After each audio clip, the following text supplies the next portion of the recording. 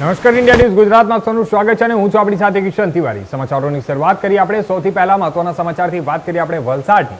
તો વલસાડ જિલ્લાના ભિલાડ સરીગામ વિસ્તારના લોકો માટે રાહતના સમાચાર સામે આવ્યા છે। નેશનલ હાઈવે નંબર 48 ને જોડતા નવા રેલવે અંડરપાસનું લોકાર્પણ આજે કરવામાં આવ્યું છે। લાંબા સમયથી લોકો જે અંડરપાસની રાહ જોઈ રહ્યા હતા તે હવે જનતા માટે ખુલ્લું મુકાતા ટ્રાફિકની સમસ્યામાં મોટી રાહત મળશે।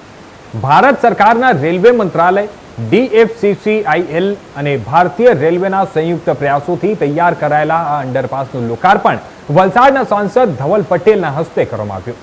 અંડરપાસ શરૂ થતાં જ ભિલાડ, સરીગામ અને આસપાસના વિસ્તારોના રહેવાસીઓ તેમજ ઉદ્યોગમાં કામે જતા જે કર્મચારીઓ છે તે લોકોને રેલવે ફાટક પર લાંબી રાહ જોવાની સમસ્યામાંથી મુક્તિ મળશે।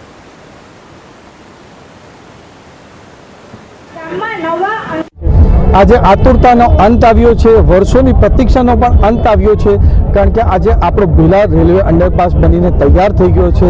આના માટે ખાસ કરીને આપણા દેશના રેલવે મંત્રી અશ્વિની વૈષ્ણવજીને ખૂબ ખૂબ ધન્યવાદ આપવા માંગુ છું, જેમણે અમારી રજૂઆત થકી આ બ્રિજમાં જે અડચણો આવતી હતી એને દૂર કરી અને જે તે મશીન, જે તે જરૂરિયાત હતી એ બધું જ વસ્તુ પૂર્ણ અમને આપી।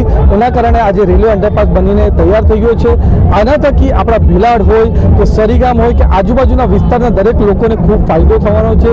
જે લોકો ધંધા રોજગાર માટે પણ સરીગામ, ઉમરગામ તરફ જાય છે એમને પણ ફાયદો થવાનો છે અને આ જ રીતે આગળ પણ આપણા ઉમરગામના માટે અને વલસાડ જિલ્લા માટે જેટલા પણ વિકાસના કામો છે એ જલ્દીથી જલ્દી પૂર્ણ અમે કરાવશું।